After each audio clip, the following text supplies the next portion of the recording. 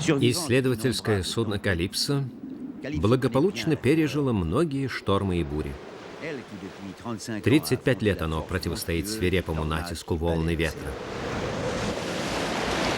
Этот корабль спасал в бушующем океане потерпевших кораблекрушение, снимал экипажи стонущих судов, когда под ударами стихии возникала опасность для жизни людей. Капитан Кусто с юности мечтал использовать в плавании силу ветра. На подготовку нового проекта ушло 55 лет исследований ураганов, тропических штормов и полярных снежных бурь. Кусто и члены его команды сражались с чудовищной по силе стихией, вызываемой по преданиям древних греков богом ветра Эолом, чьей власти предаются все выходящие в море.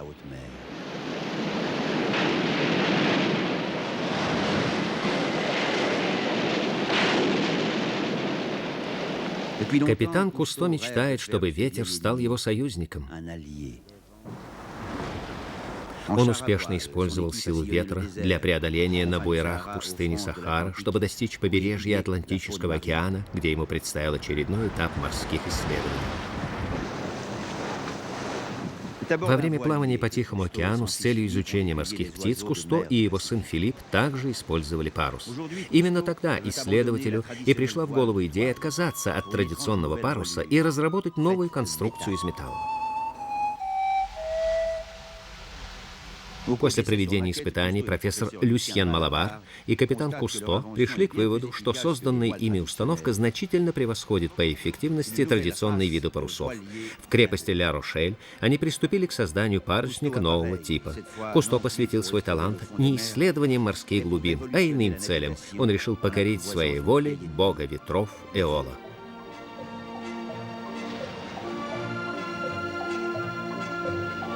Дочь ветра. Режиссер Джон Со.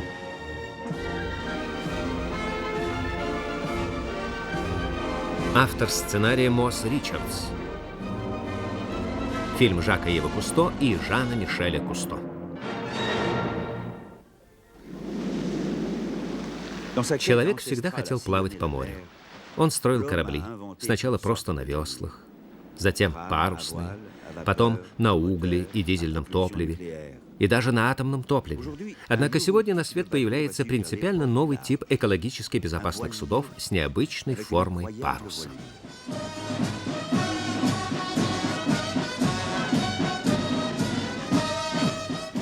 На этих кадрах запечатлено отплытие нового корабля команды Кусто.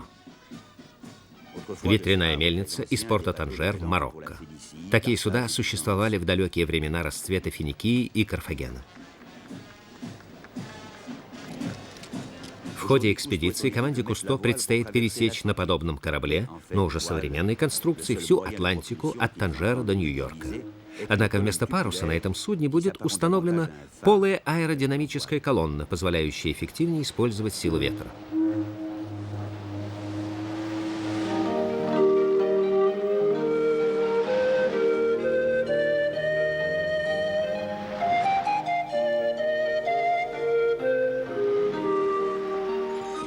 12 октября 1983 года. Пришло время проверить теорию на практике. Судно новой конструкции выходит в море. Это путешествие будет прекрасной возможностью испытать изобретение. Основой стал корпус катамарана, на палубу которого была установлена платформа с турбодвигателем парусного типа. Все операции по изменению угла наклона и площади паруса выполняются с капитанского мостика при помощи нажатия клавиш электроприводов.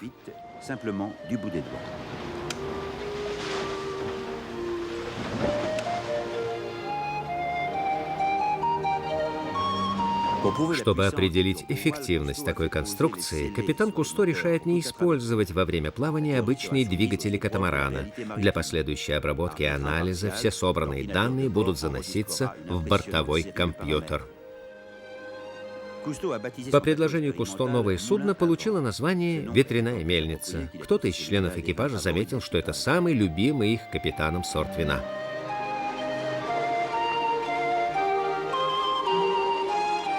С обеих сторон, по бокам полой аэродинамической колонны, располагаются металлические сетки с переменным углом наклона, выполненные в форме полукружий, обеспечивающие высокую сопротивляемость потоку ветра внутри трубы. За счет силы ветра, при выключенной вентиляторной установке, такая конструкция даже в пассивном состоянии должна быть в 2 раза эффективнее, чем простой парус. При включении воздуха нагнетательной установки эффективность становится еще больше.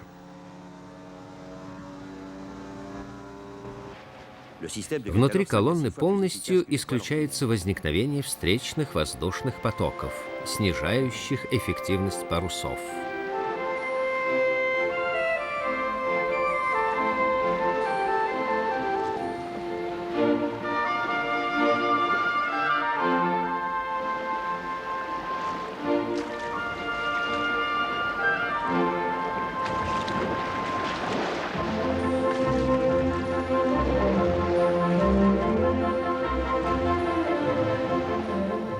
На борту этого необычного корабля команде предстояло выполнять также весьма необычную работу.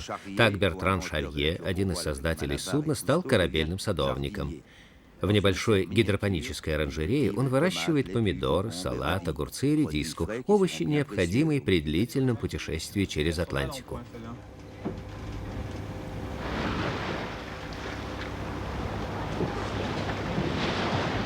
Сегодня я решил не бриться.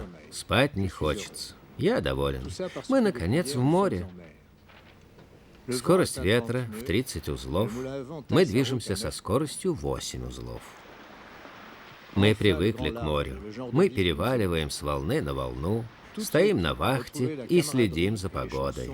На борту воцаряется та же дружеская обстановка, что на Калипсо.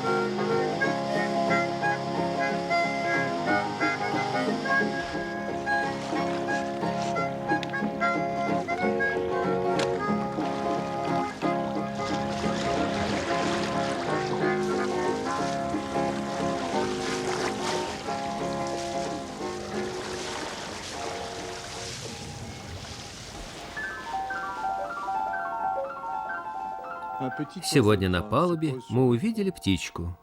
Зимородка. Как далеко она залетела. До земли 800 миль. Она явно потерялась. Возможно, ее случайно занесло сюда штормом. Бездомная птица ищет защиты у людей. Я помещаю ее в оранжерею. Она слабо попискивает, но постепенно замолкает.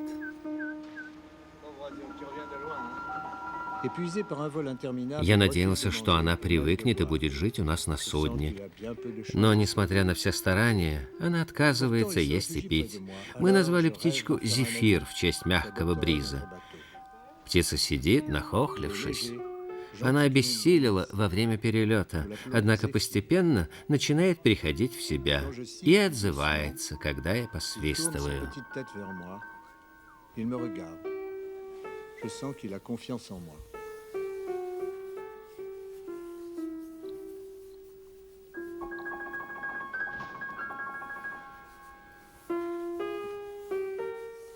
На ночь я посадил ее в спальный мешок.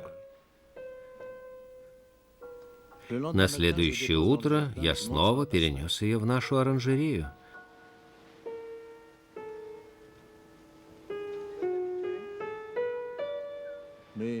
Увы, наша случайная гостья оказалась слишком слаба. В тот же день, через 2 часа, мы нашли Зефира мертвым. Mon petit ami Zéphyr, qui avait renoncé à vivre.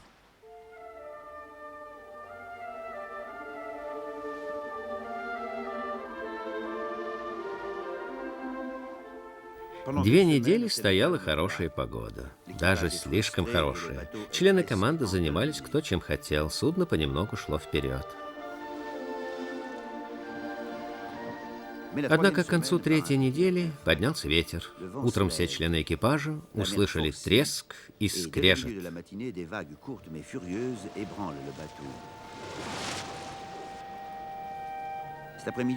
В этот день у людей появился повод для беспокойства. Кусто обнаружил большую трещину у основания колонны. Установленная на металлической платформе аэродинамическая труба была готова отломиться при сильной качке. Бертран Шарье осмотрел установку и пришел к выводу, что колонна может упасть на палубу и перевернуть судно.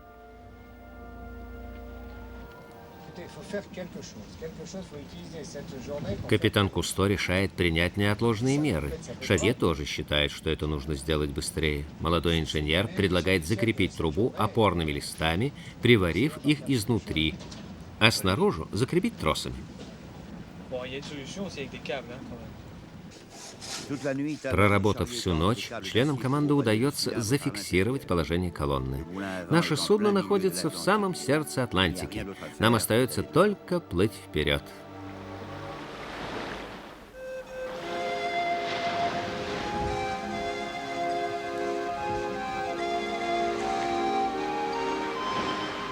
На несколько дней вновь устанавливается хорошая погода. Это дает возможность ветряной мельнице спокойно продолжать свой путь. Погода благоприятствует экспедиции. Кроме того, в оранжерее созрел первый урожай. Выращенные на борту овощи явно уступают по вкусу тем, что мы привыкли есть на суше. Однако Кусто усматривает в самой возможности их выращивания большие перспективы для автономного плавания. Ветер будет нести судно вперед, а солнце согревать урожай.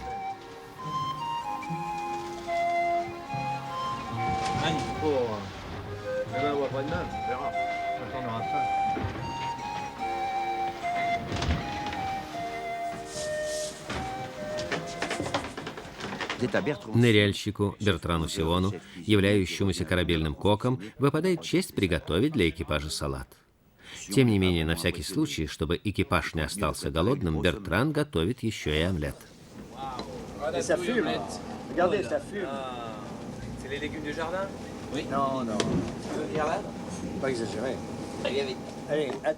Капитан Кусто старается так налаживать отношения между членами экипажа, чтобы все они были в этом плавании одной большой семьей. На каждого из них в любой момент можно положиться. Талон — наш судовой механик, Шарье — инженер-техник, Сион — опытный аквалангист, Презлен — штурман и ныряльщик, Гижуас — радист и звукооператор.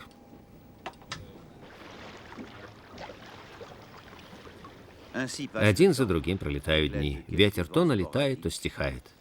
Все мысли крутятся вокруг поврежденной аэродинамической колонны. Вечера тянутся долго. Делать особенно нечего, разве только предаваться мечтам, писать стихи или играть в карты.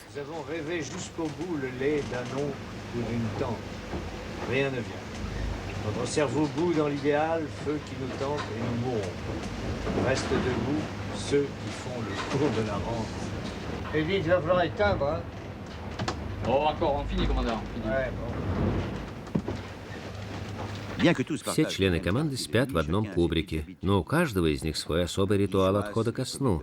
Например, Гижуас предпочитает жесткой койке свой гамак.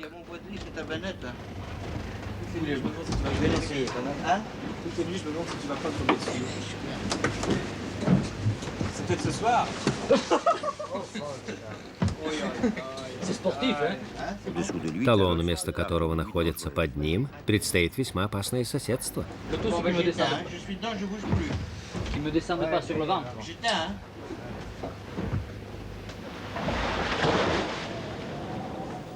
Не все ночи проходят спокойно. В грозу всем членам экипажа приходится противостоять напору бушующего океана.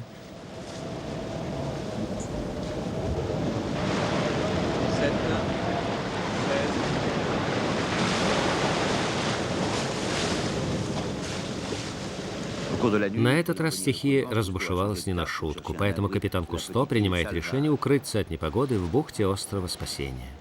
На надувной лодке «Зодиак» часть экипажа отправляется на поиски места для якорной стоянки. В этом месте штормовые волны с силой разбиваются о рифовый массив со всех сторон окружающий остров, поэтому подойти к острову и встать на стоянку в его бухте непросто.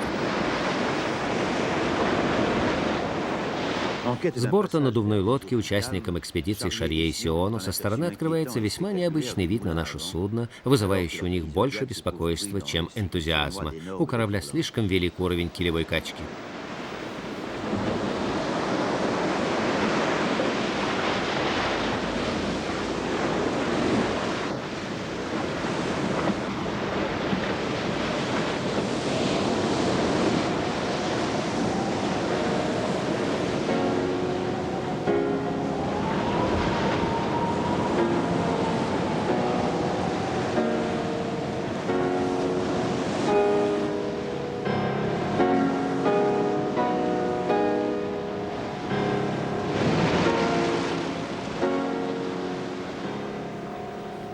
Похоже, что цепь скал не оставляет никакой надежды на безопасный проход в шторм в бухту. Тем не менее, команде все же удается отыскать небольшое укрытие между рифами, где судно может встать на стоянку.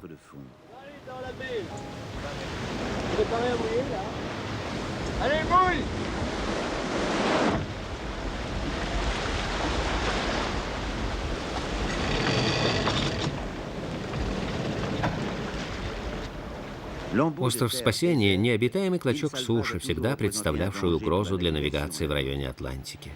Вокруг него много опасных подводных рифов, свидетельством чему остатки многих судов. Обследуя остров, Сион обнаруживает на нем не только следы стоянок, потерпевших здесь кораблекрушение, но и обломки грузового судна, наскочившего в этих местах на скалу.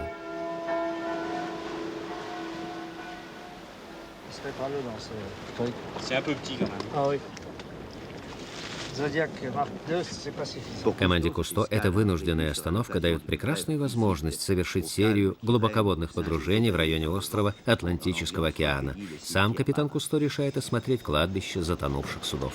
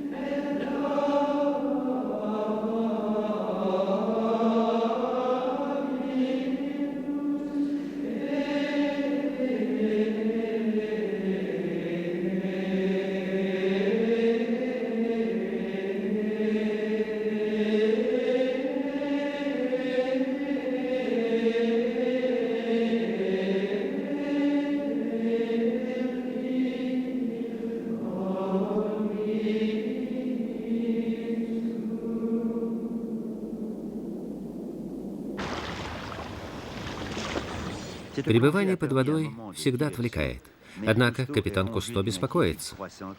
Судно и так уже слишком долго находится в пути. Его задержали периоды короткого штиля и шторма. Скоро в Атлантике начнется сезон сильных штормов, что создаст угрозу для безопасности плавания.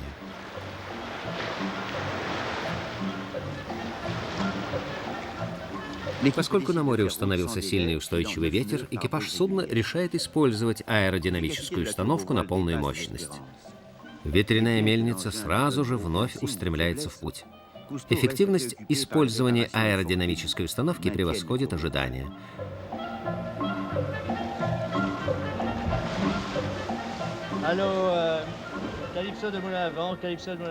Ветряная мельница прошла половину расстояния до цели. Кусто решает связаться по радио с судном «Калипсо». Они назначают место встречи. С борта «Калипсо» предполагается взять оборудование, необходимое для ремонта аэродинамической колонны. D'après les points, les deux bateaux ne sont plus qu'à un jour de route.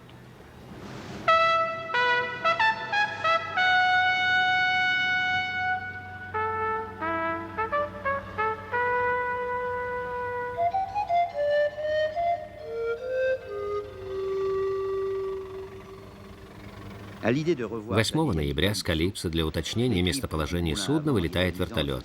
В ожидании прибытия своих друзей экипаж ветряной мельницы приготовился разыграть перед ними настоящий спектакль.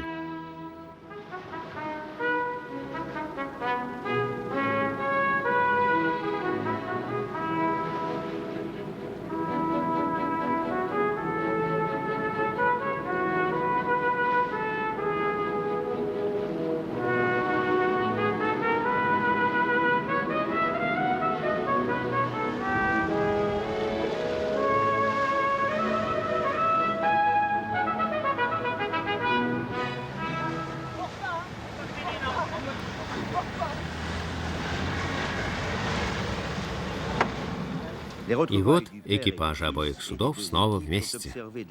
Симон Кусто вместе с сыном встречает своего мужа. Она предпочла старый надежный «Калипсо» новому судну. Чтобы не прерывать путешествие, ремонт решено провести на ходу. Времени не остается. Для экономии с борта «Калипсо» на ветряную мельницу протягивают электрический кабель и буксировочный трос.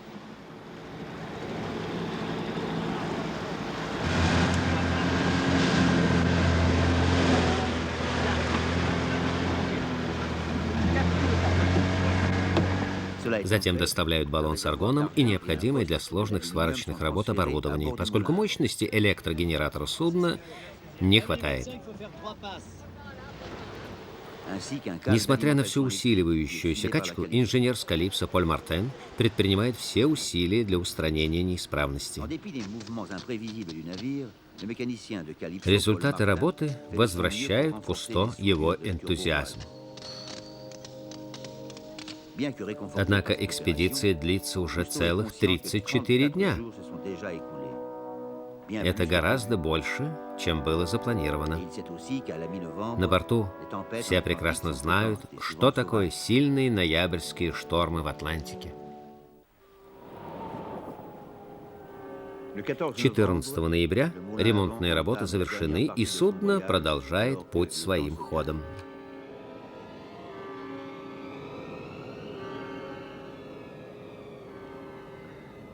Данные метеосводок не обнадеживают. Кусто, Шарье и Жуас получают информацию о приближающемся грозовом фронте. В запасе остается 2 дня. Сильный ветер дает прекрасную возможность проверить эффективность силовой установки, приводящей судно в движение.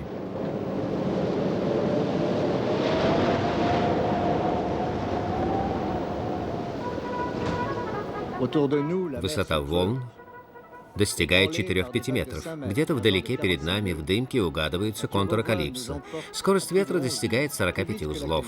Судно идет со скоростью 11 узлов.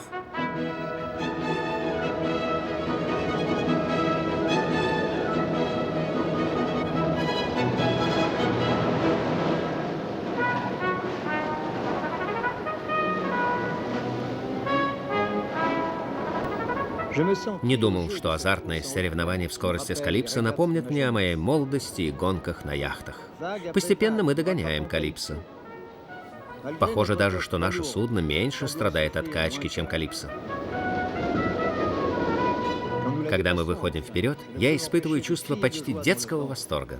После стольких месяцев работы наш успех налицо.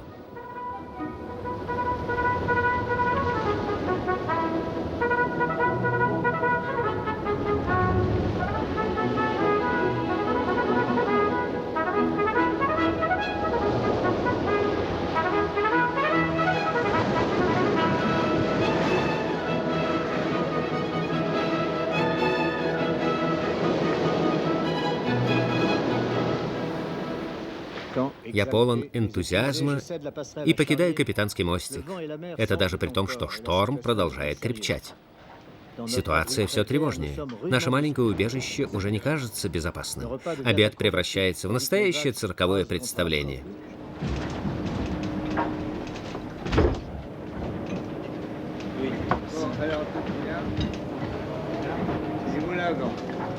Чтобы немного взбодриться, мы открываем бутылку моего любимого вина «Ветряная мельница» и пьем за удачу. Члены экипажа мало разговаривают, наше беспокойство возрастает.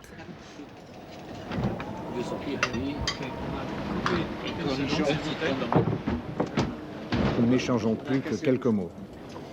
L'atmosphère est pleine d'anxiété.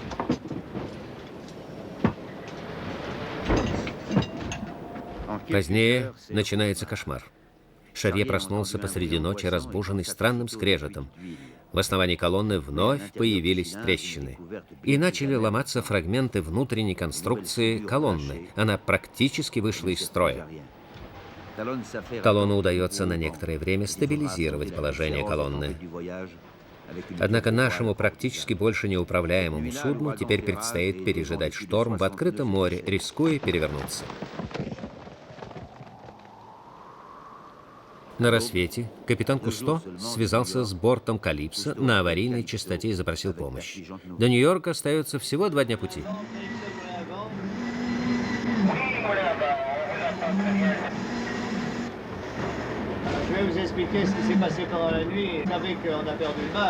У нас чрезвычайное происшествие. Сорвало с крепежной платформы колонну. Я как раз был на вахте. В 2:45 начали рваться крепежные тросы.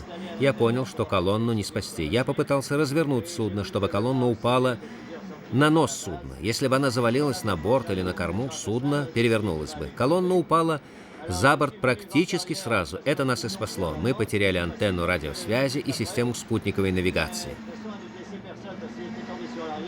Все члены экипажа живы. Корпус судна цел. Мы дрейфуем в открытом океане.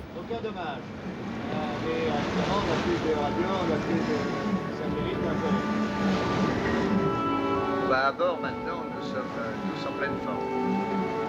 On est un peu déçus, bien sûr, mais on a le moral. Главное, рассказывал потом Кусто своему сыну, мы потеряли чувство уверенности в нашем проекте. Надо все начинать заново. Et nous recommençons.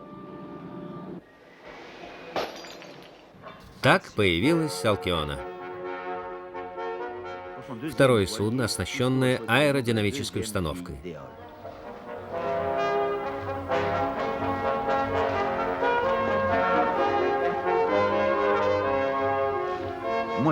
С учетом прежних ошибок, на новый корабль были установлены 2 колонны измененной конструкции, и, выйдя из порта Ла-Рошель, Алкиона взяла курс на Нью-Йорк.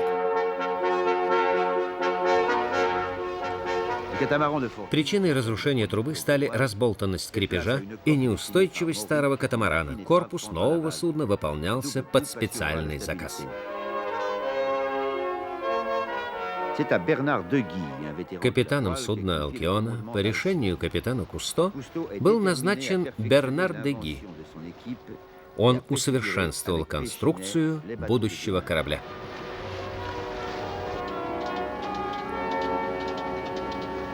С капитанского мостика можно управлять работой всего оборудования. Изменять и устанавливать угол наклона и сопротивление рабочих элементов установки, а также передавать выполнение этой функции компьютеру, который также контролирует работу энергосистемы судна. Кусто решает время от времени использовать обычные силовые установки корабля, чтобы выяснить, насколько экономно использование нового принципа движения по сравнению с традиционно используемым на судах дизельным двигателем или электромоторами. Et permettre la plus grande économie de carburant.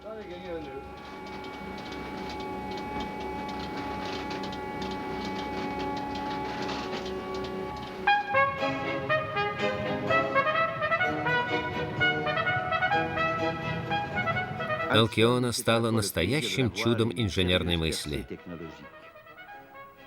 Ежедневно судно проходит до 200 морских миль. Все 12 членов экипажа размещены в комфортабельных каютах. Впоследствии сам Кусто скажет об этом судне, что оно было автоматизировано настолько, что вполне могло бы плавать вообще без людей.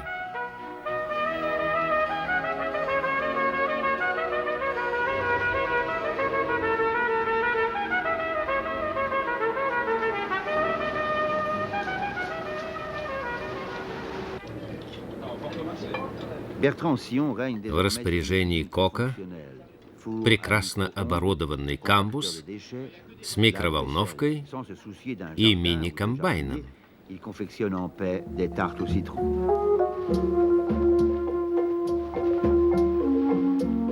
Алкиона достигает островов Шеврской гряды и Азорских островов, а затем, искусно маневрируя, проходит через пролив между островами.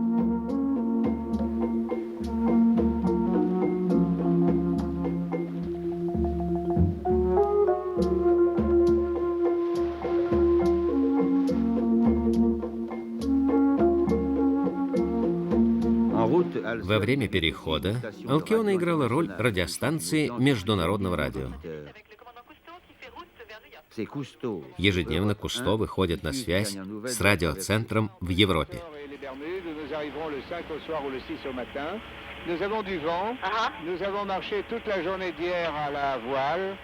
На борту американский журналист Лен Кинг. Он передает репортажи в США по каналам CNN через Атланту.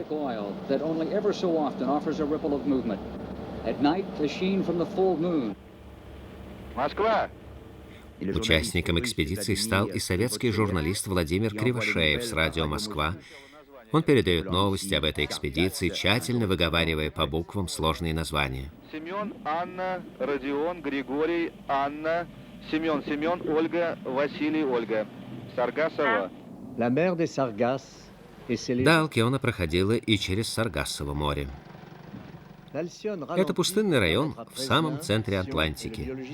Правда, чтобы члены экипажа могли совершить погружение в этих водах, покрытых ковром водорослей, судну пришлось сбавить ход. В древности считалось, что водоросли опутывают корабли, и те остаются здесь.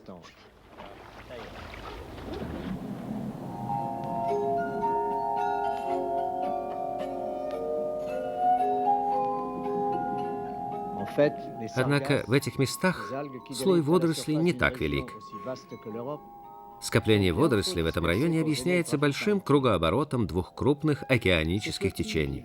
В самом сердце этого растительного царства находят убежище необычные создания, например, саргассова рыба. Саргассова рыба названа так из-за своего цвета. Она умело маскируется среди этих джунглей. Несмотря на свой вполне мирный внешний вид, это весьма серьезный хищник.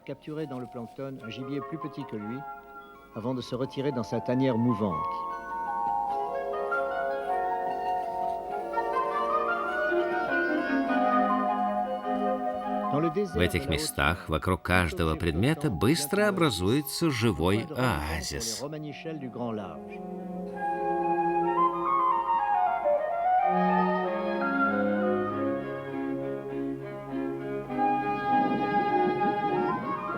Здесь редко когда появляются подводные пловцы, поэтому рыбам-баллистам и другим необычным существам мало кто угрожает.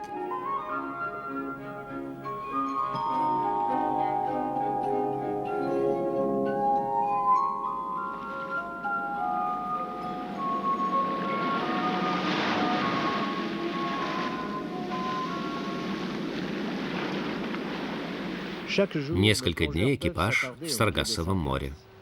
Конструкция судна значительно упрощает исследование. Аквалангисты могут легко подниматься на его борт и опускаться с него под воду.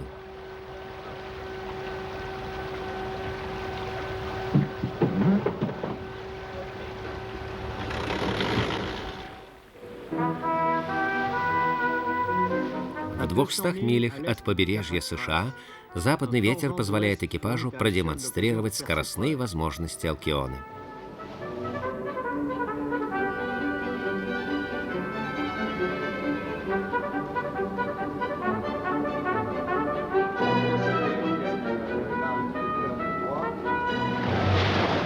Результат обнадеживает. При скорости ветра в 27 узлов скорость судна составляет 11 узлов. Электродвигатели потребляют лишь половину мощности, вырабатываемой ветряным генератором. Пример Алкионы позволяет сделать вывод, что корабли будущего смогут отказаться от использования дорогостоящего топлива, загрязняющего воду и воздух.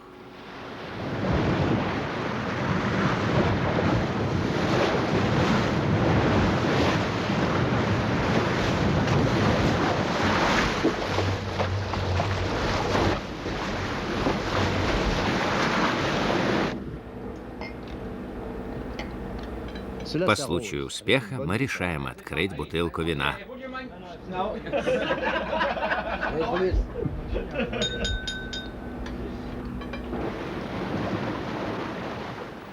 Там снаружи бушует море, а здесь, внутри, я сижу в тишине перед сложными приборами. Былая неудача во многом объяснялась еще и тем, что положение аэродинамической установки мы определяли вручную. Теперь это делает компьютер.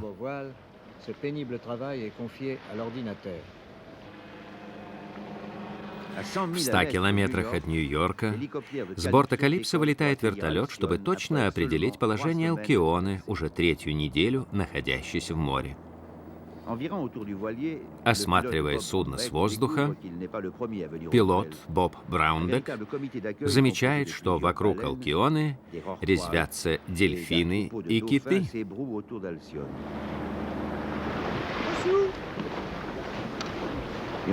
Члены команды знают, что в этих водах много планктона, и киты тут бывают часто, но все равно радуются встрече с гигантами.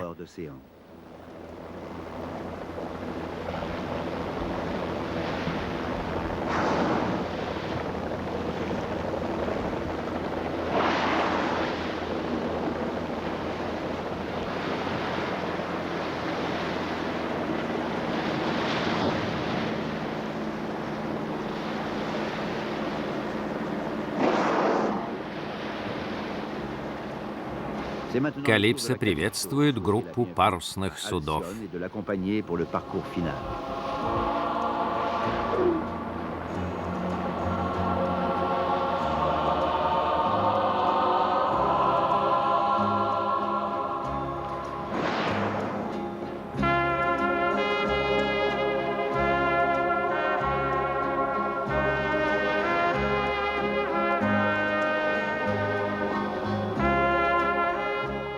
На закате Алкиона проходит под мостом через Гудзон, считающийся воротами в порт Нью-Йорка. Судно прошло 4000 километров от Ла-Рошеля до Манхэттена.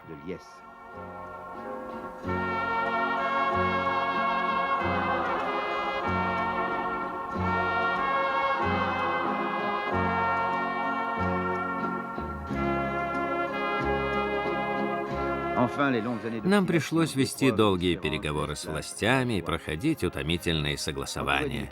Теперь воспоминания обо всем этом сменились радостью. У пристани Алкиону встречали тысячи граждан Нью-Йорка.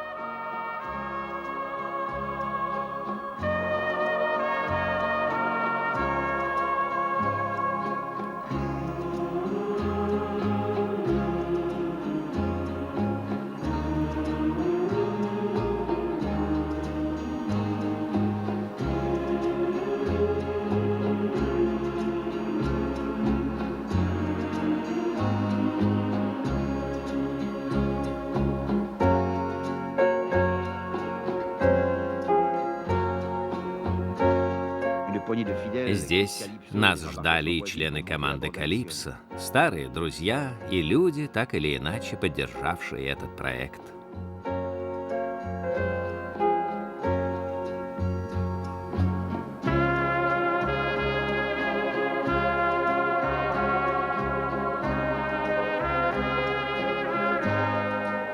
Вскоре участникам экспедиции приходится отвечать на целый шквал вопросов репортеров, промышленников, энтузиастов, любителей и бывших моряков, среди которых был и сам Тед Тернер.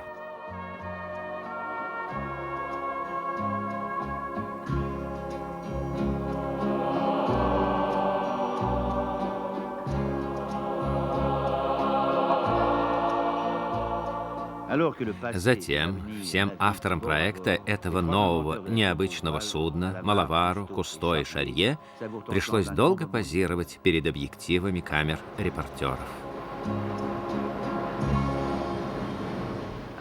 Алкиона встала у причала старого Нью-Йоркского порта, где сейчас швартуются лишь парусники и дорогие яхты, и куда раньше приходили скоростные чайные клипера и торговые галеоты.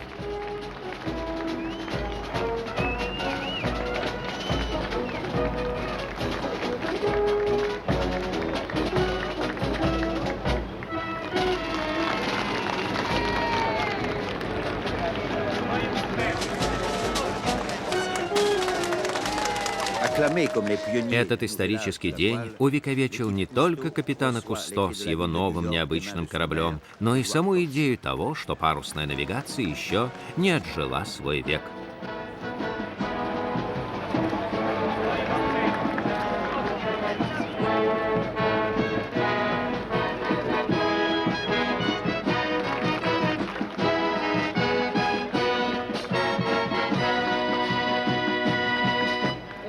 Of New York.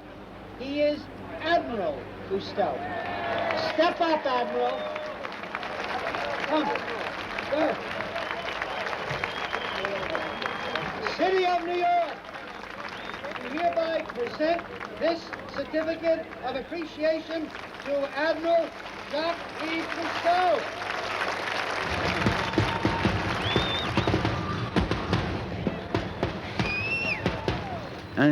Так закончилось первое плавание Алкионы, корабля, пользующегося покровительством самого бога ветров Эола.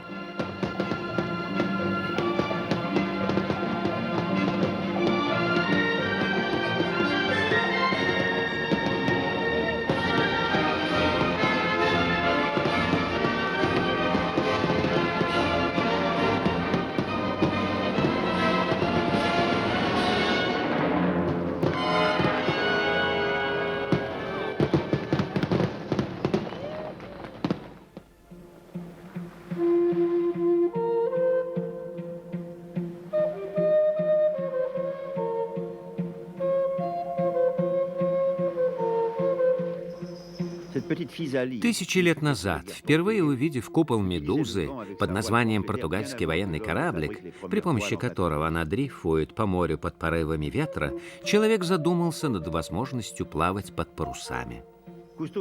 Но капитан Кусто доказал, что идея использования ветра для морских путешествий еще не устарела, а сам ветер по-прежнему остается бесплатным источником энергии. Нужно теперь доказать пригодность таких кораблей для коммерческих рейсов.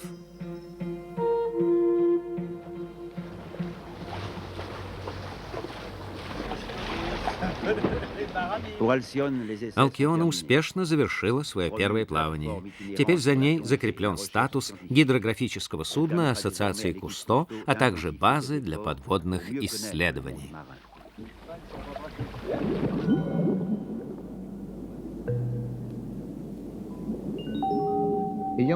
Подтвердив колоссальный практический потенциал использования силы ветра, участникам исследовательской группы Кусто вновь предстоит вернуться к тому, чем они занимались уже около 40 лет.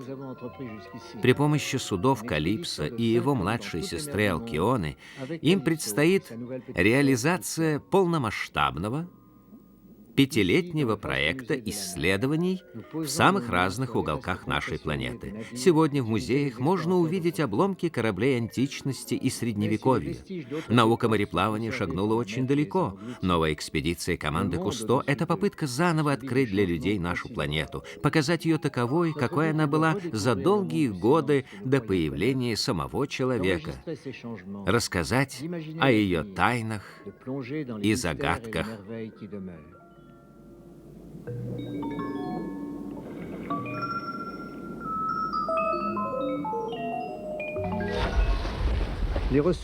Природные ресурсы не безграничны. Следует задуматься о новых технологиях, о тех изменениях, которые человеку необходимо внести в свою жизнь. Алкиона — это первый шаг к прогрессу. Приводимая в движение ветрами, посылаемыми Богом Эолом, она управляется при помощи современных компьютеров, таких же точных, как инстинкт морской птицы. Фильм озвучен студией «Инес» по заказу «Союз Видео».